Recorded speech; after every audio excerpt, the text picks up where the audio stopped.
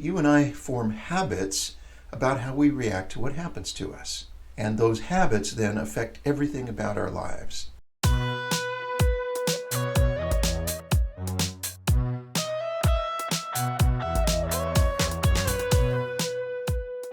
We know more about the human brain today than we've ever known in the past. In fact, knowledge is prolific and it's growing exponentially day by day.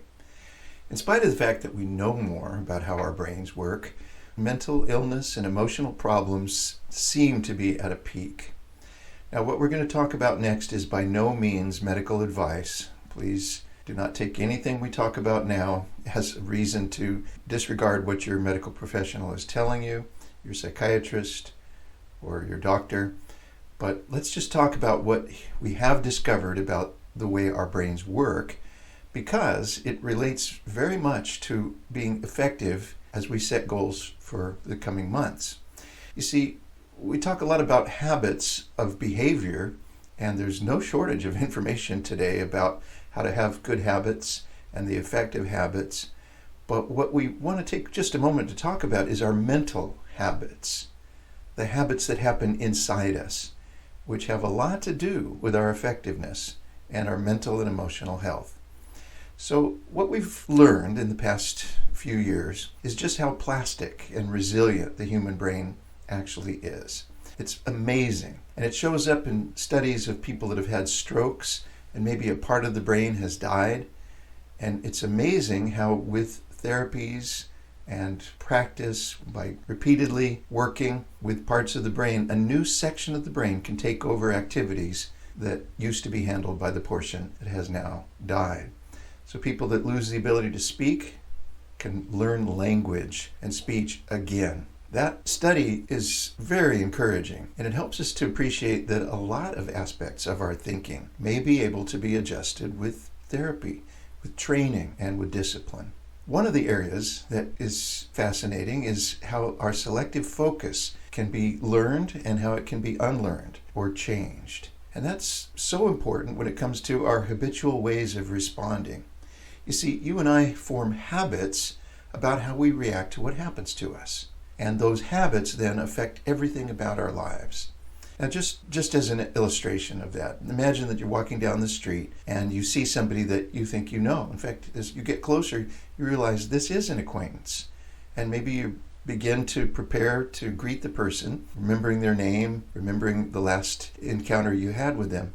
But then at the last minute, instead of greeting you, the person just averts their eyes and goes right on by. It's in that moment that you and I get to display what our habitual ways of thinking involve. And here's how it works. One person who's typically optimistic begins making excuses and saying, he probably just didn't remember my name and maybe he was in too big of a hurry, didn't want to embarrass himself. See, those excuses become a habitual way of processing information, whereas another person might habitually take offense and say, how dare he not greet me? I can't believe, after all I've done for that guy, and now he doesn't even acknowledge that I exist. Now, neither of those is absolute truth, but what they are is impressions. They're ways of processing the information about what just happened. And here's the point. You and I habitually do these things the same way, over and over again.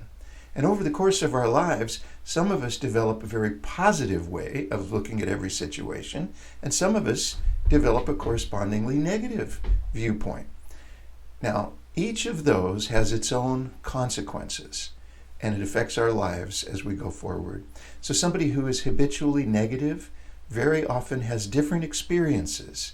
People treat them differently. The world is a reflection of something negative, as opposed to people who are positive, who have the habit of thinking the best and making excuses for others. Now, here's the good news. In times past, we might have thought that we were just cursed to be who we are. But now, modern therapies, modern science has proven that it's possible to rewire our habitual ways of thinking. It's not easy, but it's possible. And that's the good news right there, because if it wasn't possible at all, then you and I would just have to accept the hand that we've been dealt and pretty much just make the best of it. But now, new research indicates that even those that have a habitually negative way of looking at life can change the way they interpret reality. And if that's something that you'd like to do, if you feel that it would help you to have better mental habits, there's plenty of information available on how to do it. Well, let's just talk about the difficulty at first. It's been described as cutting a pathway through a jungle. So something similar happens in our brains. There's no pathway to get from point A to point B. And when a child is first experiencing life, they don't have conclusions about things. But gradually, the brain's job is to put these things into perspective, to determine what is reality, what's important, what matters. And a child forms a habitual way of looking at reality. And of course, each of us thinks that our habitual way of looking at it is in fact reality. It's not reality, it's just our perception. But here's what happens. Narrow pathways from point A to point B in the brain become like pathways through a jungle. And just imagine for a moment an animal making its way to water. A deer, let's say, goes through the bush, makes its way to the stream, then comes back the same way, and then goes back and forth over that same path over and over again. Pretty soon larger animals are following the same trail. Later, humans begin to follow the same pathway. It's been said that there are freeways that exist today where only animal trails had existed 200 years ago. Now, the same thing is happening in our brains. You see, as you and I determine what's important and what things mean, it's like cutting that first trail through the jungle. And then the next time we go back to the stream, it's just much easier to follow the same path that we've been on before.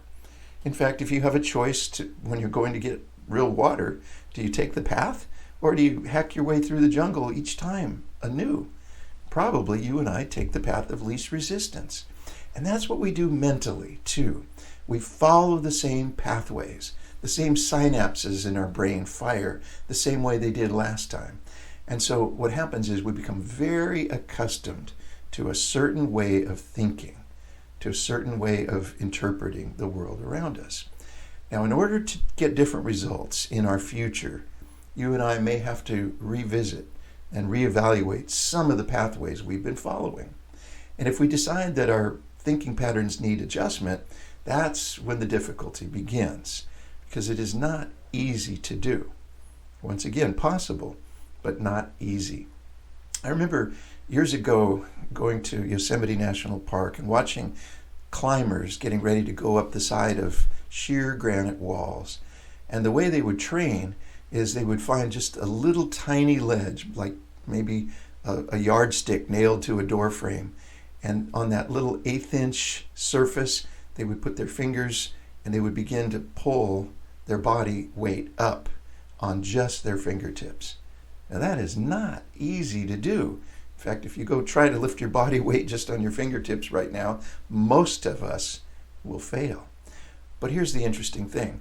By repeatedly forcing themselves to pull their body weight up using just their fingertips, they were able to do it time after time after time.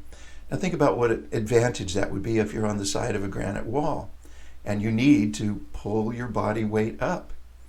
Well, now they have the skill that allows them to do something that most people cannot do, and that's go up a vertical wall. Now, most of us are not interested in climbing the side of a granite mountain, but here's what we are interested in doing. We're interested in having results in the days ahead that are difficult to achieve, that require discipline, that require a kind of strength. So the first point is it's possible to change our ways of thinking. But the second point is that it will be challenging. You and I might have to exercise our minds and our powers of perception in ways that we haven't done in the past. It'll be discouraging because sometimes you just want to go to the stream, you just want to take the path of least resistance. But if we're really going to see different results in the months to come, let's go ahead and make a commitment to exercise and to master those skills that, while difficult, are so valuable because they allow us to be the person that we really want to be instead of being condemned to just repeating the same habitual thoughts over and over again. Now, if you'd like more information about this subject, there's a fascinating book by Elaine Fox called Rainy Brain, Sunny Brain. And I highly recommend that if you're interested in the possibilities of overcoming pessimism and rewiring your brain, it's an excellent book to check out. And please continue to tune in for more information as we talk about things that work in living the best life we can.